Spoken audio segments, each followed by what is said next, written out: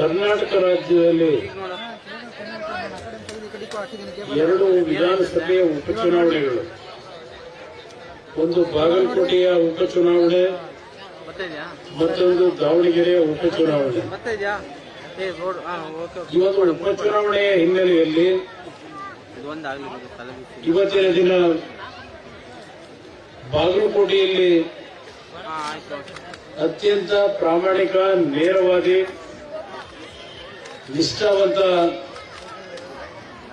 ಜನಪ್ರತಿನಿಧಿಯಾಗಿ ಕೆಲಸವನ್ನು ನಿರ್ವಹಣೆ ಮಾಡಿರ್ತಕ್ಕಂಥ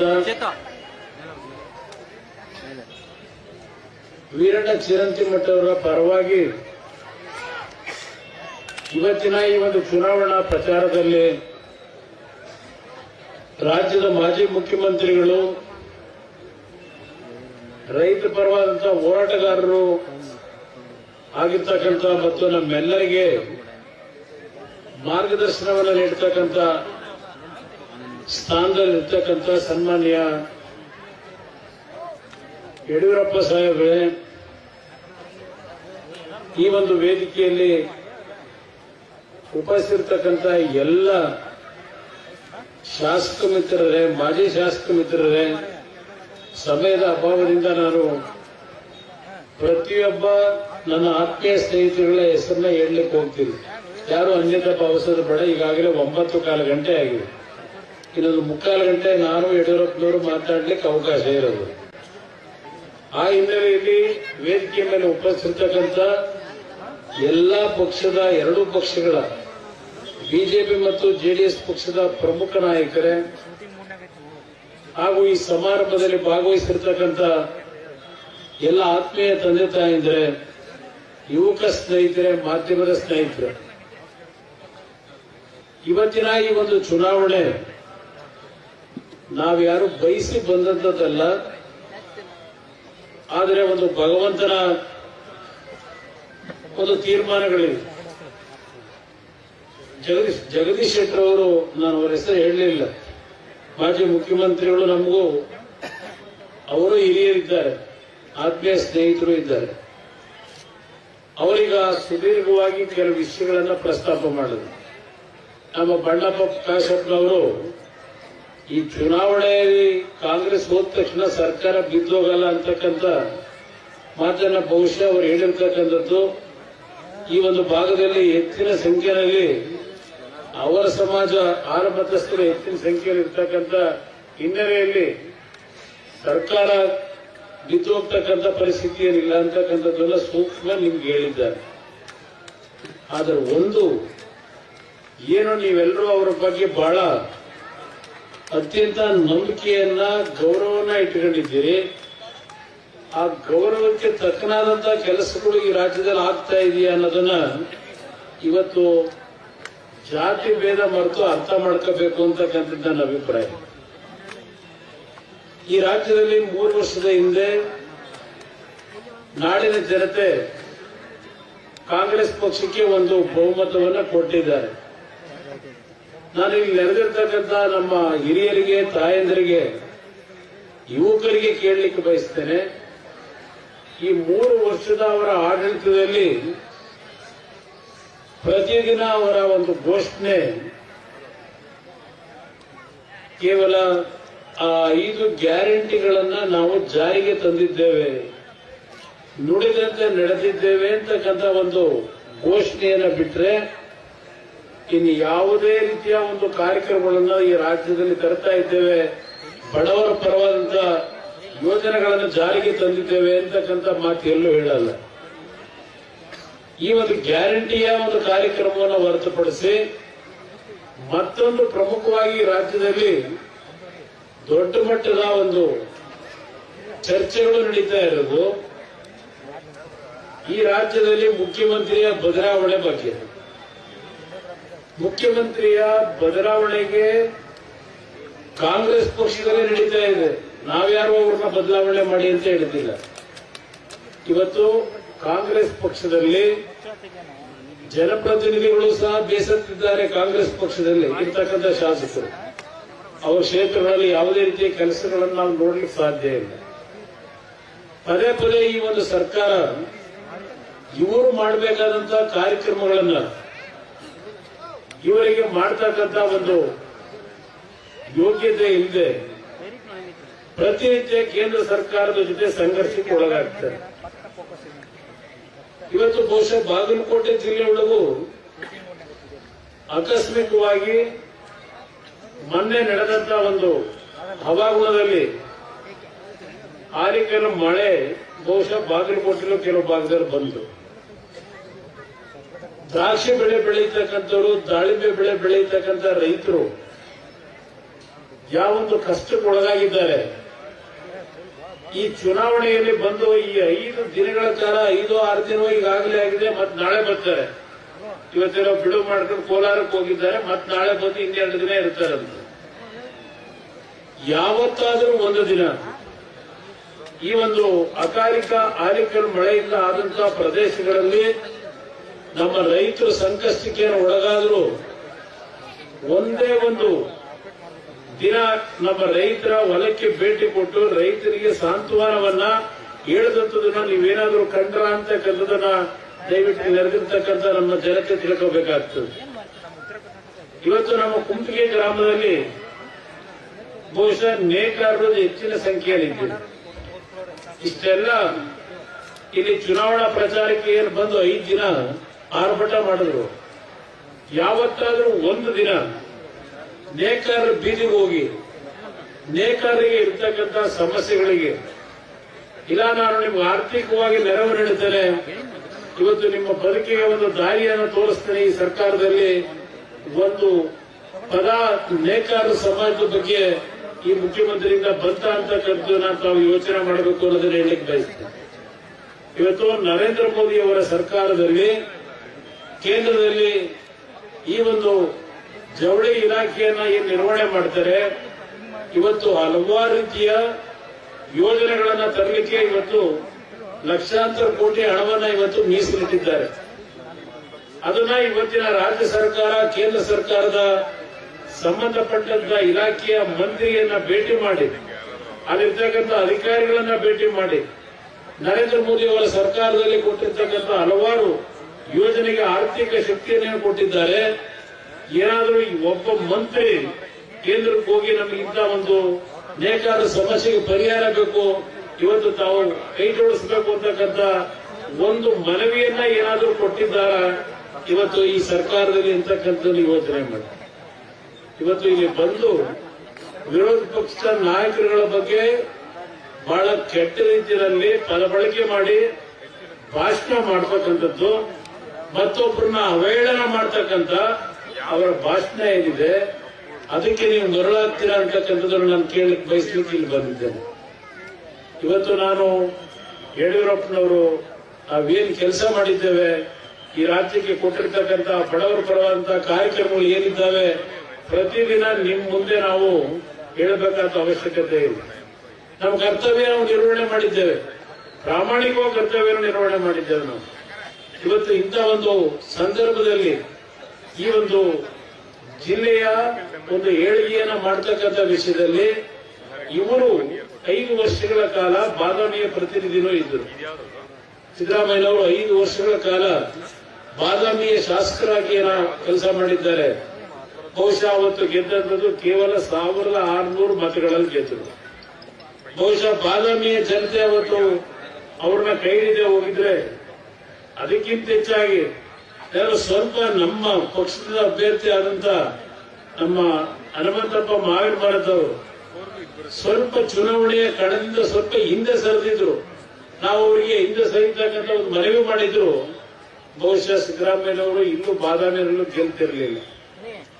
ಇಲ್ಲಿ ಮಾತಾಡಬೇಕಾದ್ರೆ ಜಗದೀಶ್ ಶೆಟ್ಟರ್ ಒಂದು ಮಾತು ಹೇಳಿದ್ರು, ಅವರಿಗೆ ಚುನಾವಣೆಯಲ್ಲಿ ಗೆಲ್ತಕ್ಕಂಥ ಅವಕಾಶ ಕೊಟ್ಟಂತ ಪುಣ್ಯಾತ್ಮ ಜನ ನೀವೇನಿದ್ದೀರಿ, ಒಂದು ಪುನರ್ಜನ್ಮೆಯನ್ನು ಕೊಟ್ಟರು ರಾಜಕೀಯವಾಗಿ. ಬಹುಶಃ 2018ರಲ್ಲಿ ಯಾವೊಂದು ಚಾಮುಂಡೇಶ್ವರಿ ಕ್ಷೇತ್ರದಲ್ಲಿ ಮೈಸೂರಿನಲ್ಲಿ 35,000 ಮತಗಳ ಅಂತರದಲ್ಲಿ ಸೋಲ್ತಾರೆ.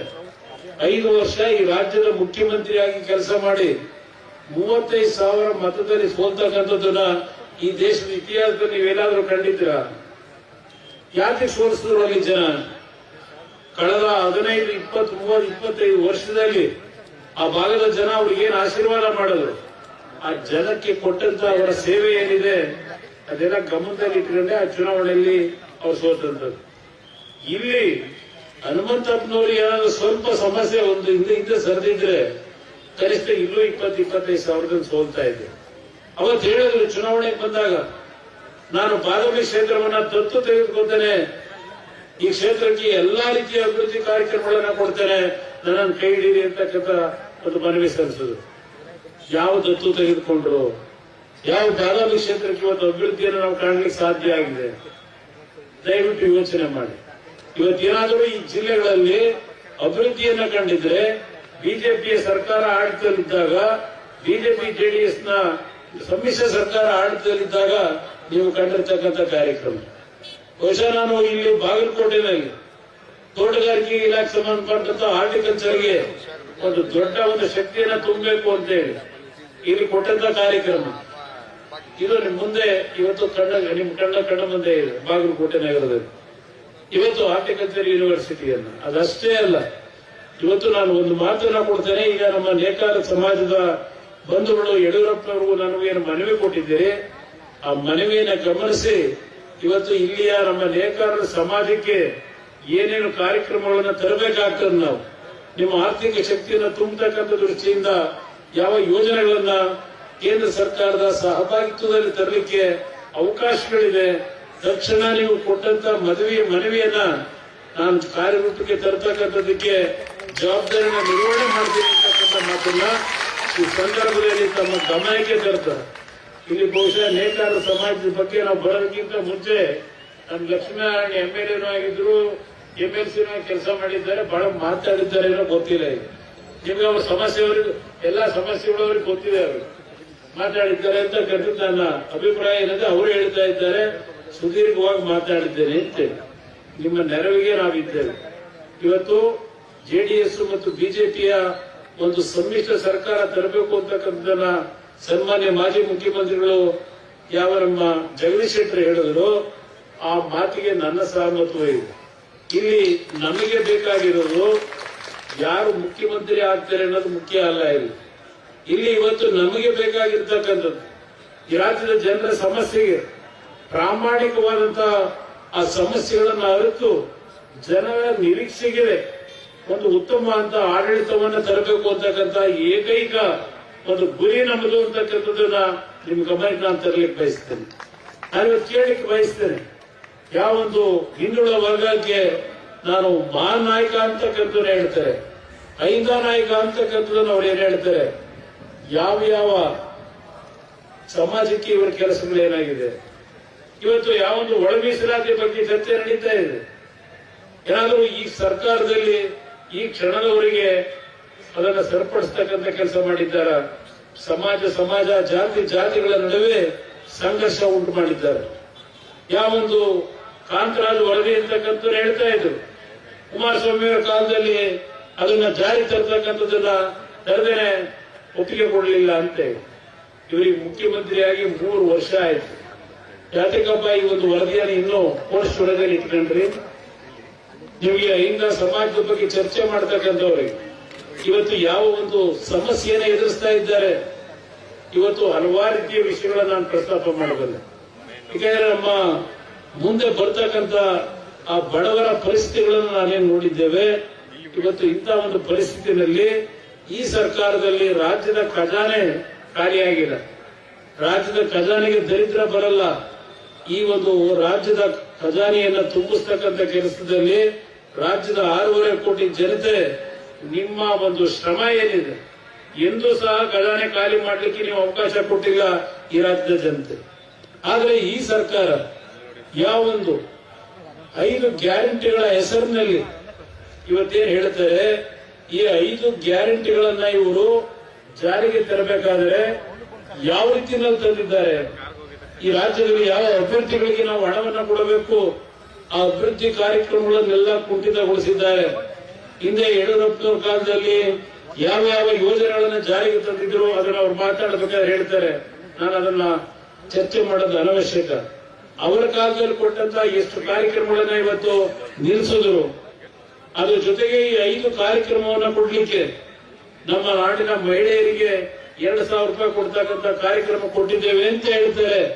ನನ್ನ ತಾಯಂದರಿಗೆ ಮನವಿ ಮಾಡ್ತೇನೆ, ಆ 2,000 ಇವತ್ತು ಕೊಟ್ಟಿದ್ದಾರೆ ಅಂತ ಹೇಳಿ ನೀವು ಸಂತೋಷ ಪಡ್ತಕ್ಕಂಥದ್ದು ಇಲ್ಲಿ ಅನವಶ್ಯಕ. ಕಾರಣ ಆ 2,000 ರೂಪಾಯಿಗೆ ನಿಮಗೆ ಹಣ ಕೊಡ್ತಾರೆ, ಆ 2,000 ರೂಪಾಯಿಗೆ ಇನ್ನೂ 5,000 ಸಾವಿರ ರೂಪಾಯಿನ ಮುಂದಿನ ನಿಮ್ಮ ಪೀಳಿಗೆ, ನಿಮ್ಮ ಮಕ್ಕಳು ಆ ಸಾಲವನ್ನು ತೀರಿಸ್ತಕ್ಕಂಥ ಹೊರೆ ನಿಮ್ಮ ಕುಟುಂಬದ ಮಕ್ಕಳ ಮೇಲೆ ಬೀಳುತ್ತೆ ಅಂತಕ್ಕಂಥದನ್ನ ತಾವು ಮರಿಬಾರದು. ಇವತ್ತು ಈ ರಾಜ್ಯದಲ್ಲಿ ಪ್ರತಿ ವರ್ಷ 1 ಲಕ್ಷದಿಂದ 1.25 ಲಕ್ಷ ಕೋಟಿ ಈ ಸರ್ಕಾರ ಸಹಾಯ ಮಾಡ್ತಾ ಇದ್ದಾರೆ. ಇವತ್ತು ಮಾರ್ಚ್ 31ನೇ ತಾರೀಕಿನವರೆಗೆ ಈ ಸರ್ಕಾರದಲ್ಲಿ ಸಿದ್ದರಾಮಯ್ಯವರು ಕೊಟ್ಟಿರ್ತಕ್ಕಂಥ ಕೊಡುಗೆ 8,17,000 ಕೋಟಿ ಸಾಲವನ್ನ ಈ ಸರ್ಕಾರ ಮಾಡಿದೆ. ಈ ಸಾಲ ತೀರಿಸ್ತಕ್ಕಂಥವ್ರು ಇವತ್ತು ಸಿದ್ದರಾಮಯ್ಯನವರು ತೀರಿಸಲ್ಲ, ಅವ್ರ ಮಗ ಈಗೇನು ರಾಜಕಾರಣ ತಂದಿದ್ದಾರೆ ಪಾಪ ಮೊನ್ನೆ ಹೇಳ್ತಾರೆ ಈ ಕುಟುಂಬ ರಾಜಕಾರಣದ ಬಗ್ಗೆ. ಇವತ್ತು ನೀವು ಕುಟುಂಬದ ರಾಜಕಾರಣಕ್ಕೆ ಚರ್ಚೆ ಮಾಡ್ತಕ್ಕಂಥ ನೈತಿಕತೆಯನ್ನ ಉಳಿಸ್ಕೊಂಡಿಲ್ಲ ಅಂತಕ್ಕಂಥ ಹೇಳ್ತೀವಿ ಇವತ್ತು ಸಿದ್ದರಾಮಯ್ಯನವರು. ಇವತ್ತು ನಾವು ಹಲವಾರು ಕುಟುಂಬಗಳು ಇವತ್ತು ರಾಜಕಾರಣದಲ್ಲಿ ಇರ್ತಕ್ಕಂಥದ್ದು ಬೇರೆ. ಇವತ್ತು ನೀವು ಸಹ ಕುಟುಂಬದ ರಾಜಕಾರಣದ ಬಗ್ಗೆ ಟೀಕೆ ಮಾಡೋರು ಕೇಳಲಿಕ್ಕೆ ಬಯಸ್ತೇನೆ. ಇವತ್ತು ನಿಮ್ಮ ಒಂದು ಕುಟುಂಬದಲ್ಲಿ ಮೊದಲನೇ ಮಗನ ರಾಜಕೀಯದಲ್ಲಿ ತರಬೇಕು ಅಂತ ಹೊರಟ್ರಿ, ಆದ್ರೆ ಅಕಾಲಿಕವಾಗಿ ದುರ್ದೈವ ನಿಧನ ಬಂದದ್ದು. ಅದಾದ ನಂತರ ಇನ್ನೊಬ್ಬ ಮಗ, ರಾಜಕೀಯಕ್ಕೆ ಸಂಬಂಧವೇ ಇರಲಿಲ್ಲ ಅಂತ ಇನ್ನೊಬ್ಬ ಮಗನ ರಾಜಕೀಯಕ್ಕೆ ತಂದಿದ್ದು ನಾಡಿನ ಜನತೆಯ ಕಷ್ಟಗಳಿಗೆ ಪರಿಹಾರ ತಗೊಂಡ್ಬರ್ಲಿಕ್ಕೆ ನೀವು ಪ್ರಯತ್ನ ಪಟ್ರು. ಇಲ್ಲ ಅಹಿಂದ ಹೆಸರನ್ನ ನೀವೇನ್ ಹೇಳ್ತೀರಿ, ಆ ಅಹಿಂದ ಸಮಾಜದ ನನ್ನ ತಂದೆ ತಾಯಿದ್ರು ಅಣ್ಣ ತಮ್ಮಂದ್ರ ಭವಿಷ್ಯವನ್ನ ನಿರ್ಮಾಣ ಮಾಡಲಿಕ್ಕೆ ನೀವು ನಿಮ್ಮ ಮಗನನ್ನ 2ನೇ ಮಗನನ್ನ ಅಧಿಕಾರಕ್ಕೆ ತಂದರು. ಹಲವಾರು ಸಂದರ್ಭದಲ್ಲಿ ಇವತ್ತು ಯಾವೊಂದು ಕುಟುಂಬದ ಬಗ್ಗೆ ಮೊನ್ನೆ ಚರ್ಚೆ ಮಾಡಿದ್ದೀರಿ, ನೀವು ಕೇಳಲಿಕ್ಕೆ ಬಯಸ್ತೇನೆ, ಯಾವ ನೈತಿಕತೆ ಇಟ್ಕೊಂಡು ನೀವು ಚರ್ಚೆ ಮಾಡ್ತೀರಿ. ಹಲವಾರು ವಿಷಯಗಳಲ್ಲಿ ಟ್ರಾನ್ಸ್ಫರ್ಗಳಲ್ಲಿ ನಿಮ್ಮ ಮಗ ಅಪಯ ಅಂತ ನಿಮ್ ಜೊತೆ ಚರ್ಚೆ ಮಾಡೋದಿಲ್ಲ ಪ್ರೀತಿಯಿಂದ.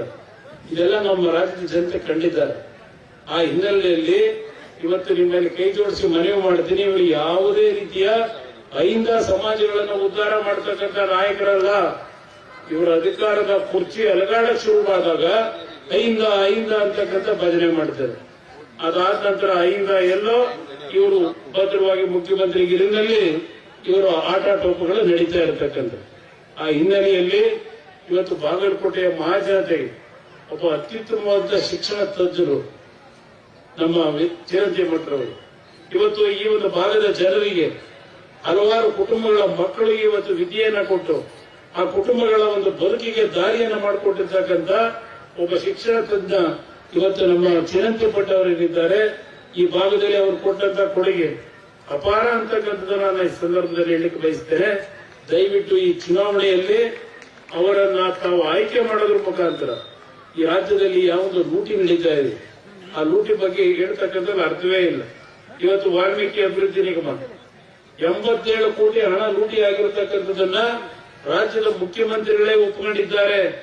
ಯಾವ ಅಹಿಂದ ಹೆಸರನ್ನ ಹೇಳ್ತಾರೆ, ಆ ಅಹಿಂದ ವರ್ಗದ ಜನರಿಗೆ ಇವತ್ತು ಆರ್ಥಿಕ ಶಕ್ತಿಯನ್ನು ತುಂಬತಕ್ಕಂಥ ಆ ಯೋಜನೆ ಹಣವನ್ನ ಲೂಟಿ ಮಾಡಿ ಯಾರಿಗೆ ಇವತ್ತು ನೀವು ಒಂದು ಶಿಕ್ಷೆಯನ್ನು ಕೊಡ್ತಕ್ಕಂಥ ಕೆಲಸ ಮಾಡಿದ್ರಿ.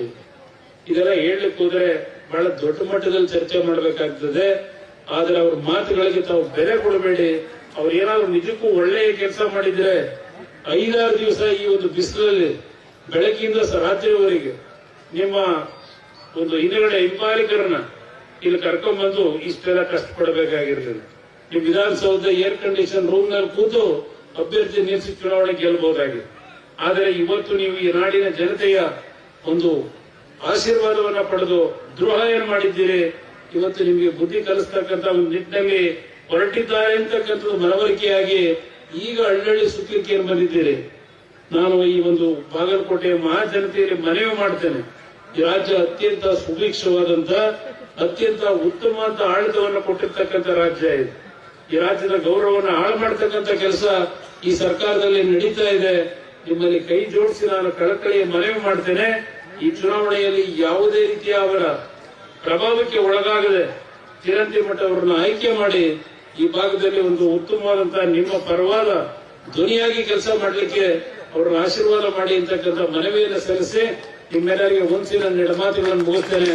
ಜೈ ಜೈ ಕರ್ನಾಟಕ.